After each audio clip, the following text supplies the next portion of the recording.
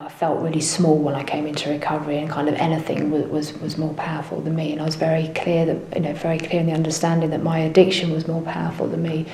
And I'd spent years putting my faith in my addiction. The drugs is what I needed to get through a day, and I needed to find a replacement for that. I needed to find something else to help me get through the day. They talk about the higher power, and it is just that, it's a higher power. But it is a power greater than me. Basically, step 2 says I need to ask for help. That's all it is. Step 1 says that I'm powerless over this illness and my life's unmanageable. Step 2 says I need help, I can't do this alone. Human nature being what it is, I think we all want to do it our own way. So for a lot of people, this can be quite a struggle, this step, beginning to recognise that we can have some help from outside.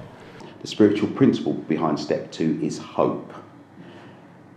If I accept that I'm powerless, what I'd like to be able to do is to be able to reach out to somebody and ask for help. And that's where the hope comes in, because we've been devoid of power through the compulsion and the obsession to drink and use drugs. I may have tried to do this on my own, I may have tried to stop, I may have tried to limit my drinking or do whatever else I've done, try to keep away. People do what we call a geographical, they'll move away, they'll go to the other side of the world. What they don't realise is they've got to take themselves with them. And the problem is not necessarily the substance I use, it's who I am. And so step 2 says ask for help. Because a power greater than 1 is 2. And sometimes it's hard for them to accept a power greater than themselves. Addiction in its way can be a very isolating illness. Addiction can rob people of their dreams, their hopes, their relationships, their values. And often it's hard for them to connect with other people. A power greater than themselves, sometimes the idea of a God can put people off. For other people, having a God, having a faith, having a fellowship can really help. It's actually about accepting that it's not me. As long as you accept that your higher power isn't yourself, you're okay. Because the addict who trusts in themselves is in real trouble. So it's very important that they accept that they need help from a power greater than themselves. And a power greater than myself, as I saw it, because I wasn't really too much into the airy-fairy stuff, I was kind of more into what I could see and view in front of me, I could kind of trust more, So a sponsor for me was the right move in getting help, really, and that was what step 2 for me was about, was getting help, and allowing someone to help me. And he helped me a lot, restoring me to sanity. I used to phone him all the time when my head was going mad, when my anxieties were everywhere, when my aggressiveness was coming out, whatever. It's like I would call him, and he would kind of have this calm way about him that would help settle me, if you like. And that was my process of coming to believe, really. And at first, I went into a rehab, and at first it was the program that I was in, it was the people, it was the group that I was with.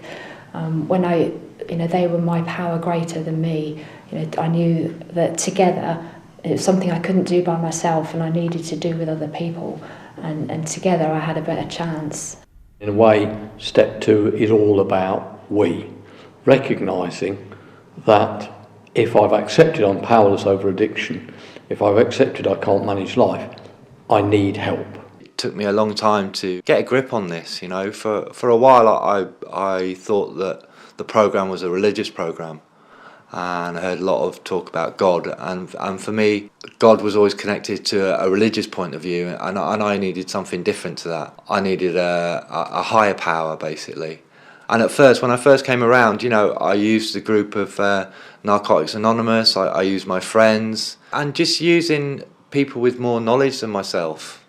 They had a better understanding. And it's a process of coming to believe. It doesn't happen all at once, but it's a process of slowly beginning to move from that I-centeredness, which is of addiction, and moving out to other people, seeking other help.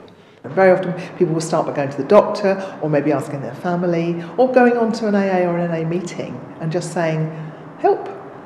And it's as simple as that. That is step 2. I see it, Power Greater Than Ourselves, as a very organic thing. It's something that can grow in time. If somebody chooses to opt for a group, for example, a group that they work with in a therapeutic way, being their higher power, and maybe 6 months down the line or a year down the line, it might have formed into something else, such as nature, such as the fellowship, such as human nature in general. So I see it as a very organic thing, a higher power, if, for example, you don't already have a formal God. A lot of people struggle because they see the idea of having help outside, and particularly a power greater than ourselves, has got to be some sort of religious figure or spiritual figure or so on. Often that power greater than yourself can come forth just by connecting with other human beings. You know, I needed to be open. I needed to be open to a new way of life. I needed to be open to hear to other people's experiences. I needed to be open to suggestions. I needed to be open to a whole new way of living and thinking. And that's kind of what step 2 is about. It's about, you know, connecting with other people and starting to kind of live a new life. We're looking around and we're identifying with other people. We can see that other people are getting better. Slowly but surely, you know, there are examples of people that we're going to meetings, we're in a treatment centre, and we can see that people are getting better. And we may not have seen that before. We may not have been in contact with alcoholics or addicts that have ever got better. So there we get that spark, and I call that kind of like the pilot light of your soul. That comes on, and that starts to burn bright again, and that kind of brings the hope. And then there's that possibility, this could happen for me. I may well be able to get better. I may well survive this addiction. It was the first time that I ever got some hope that things could change, that my life could be different. You know, I'd completely given up on me. I'd given up on any chance of having a normal life and being clean.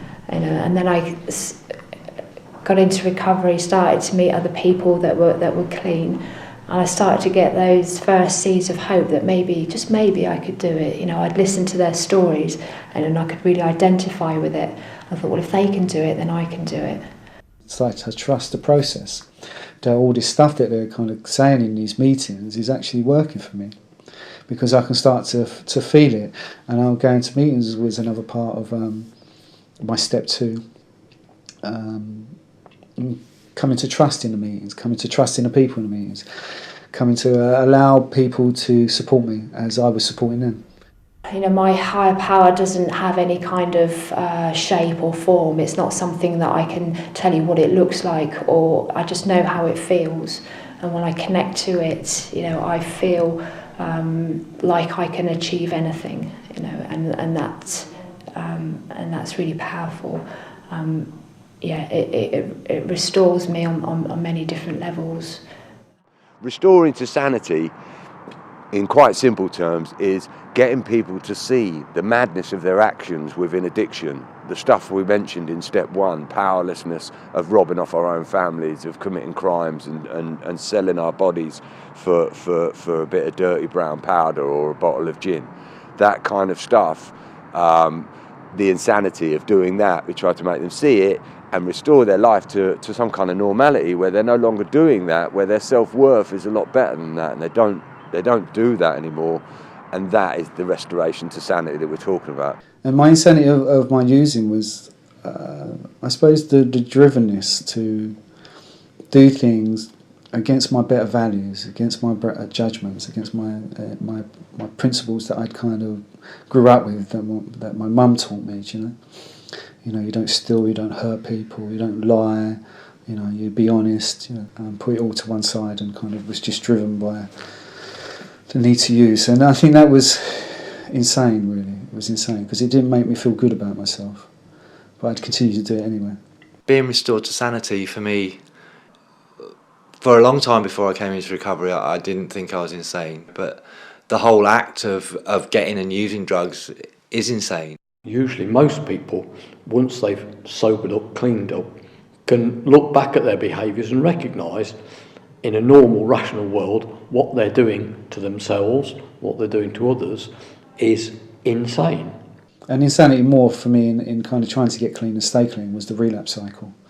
I continued to think that I could do it by myself, I didn't need anyone else, and that it'd be okay this time. And that was my insanity. You know, sometimes people have, gone down the route of psychiatrists and hospitals, but sometimes it's just that everyday way of you love your kids but you forget to pick them up, or you're not fit enough to pick them up from school. Sometimes your home is important but you don't pay the mortgage. Sometimes your wife is very important but you take your anger out because you can't have a drink or you don't have some drugs. If in my addiction, I'm in full addiction, I will know that I'm insane in lots of ways. I will be doing things that actually I would never do if I wasn't using, and I would never do if I was sane. And so I need to look at this and say, I want to be restored. I want not to be insane. I want to do something different. And therefore, in order to change, we need to change those behaviours. And we need to change those behaviours so that we become more sane. There's also part of my insanity is that when I do pick up drugs, is that my head switches to a different personality. It's like I'm someone totally different, a bit more dark, a bit more driven, and a bit more uncaring. So my empathic kind of capabilities, my compassion seems to go to the wayside. I don't think like that. I'm kind of very focused and very, aggressive in my thinking when I use drugs. So that's another part of my insanity that it goes to, which I don't like, because there's the other part is kind of like, it's like you don't need to be like this, and then the bigger part is just going, and it's horrible. It's a really horrible place. It's a really scary place. I used to act a lot of the time, spur of the moment, let's go and score. Whereas today I can go through a thought process of anything, not just about scoring, about anything. It's about sort of taking a step back and looking at the situation from another perspective, really, and not acting on impulse. Impulse for me is another sort of description of insanity, really, because you've no idea where you're going to end up or what's going to happen. So I suppose my insanity was I relapsed quite a few times. My insanity was that I could control it now. Now I've had a bit of time clean, I could control it, and I couldn't. And it was quite obvious every time it would be the same old. And insanity, as I've heard people say, is doing the same thing and expecting different results. And I continue to do the same thing, and I continue to expect different results until I stopped expecting to get different results. And the whole purpose is to help people know about themselves, their addiction, and how they can stay off it, how they can get their lives back, how to get their families back, how to get hope and education back. Using a power greater than myself to restore me to sanity, that comes in many different forms. Sometimes it's just by talking to somebody and sharing something with somebody. It just takes away the madness that's going on in my head. I have a sponsor, we sponsor meetings, all those things can help me to feel better about what's going on. Sometimes it'd be as simple as going for a walk in nature. Nature is a very powerful thing, and it's a power greater than myself. And just by going for a walk in nature and connecting with nature kind of restores something in me that then helps me deal and manage my life a lot better. And this restoration, for me, comes in two parts. There's the restoration that I can get when I talk to my sponsor, or if I talk to a friend, or if I go to a meeting, or go for a walk in nature, or do whatever I'm doing. I kind of get that restoration in that moment. But for me, there's the long-term restoration. And step 2 kind of reminds me that I have a means of doing that, and that for me is the rest of the steps. The rest of the steps give me that place to restore all those broken pieces inside me.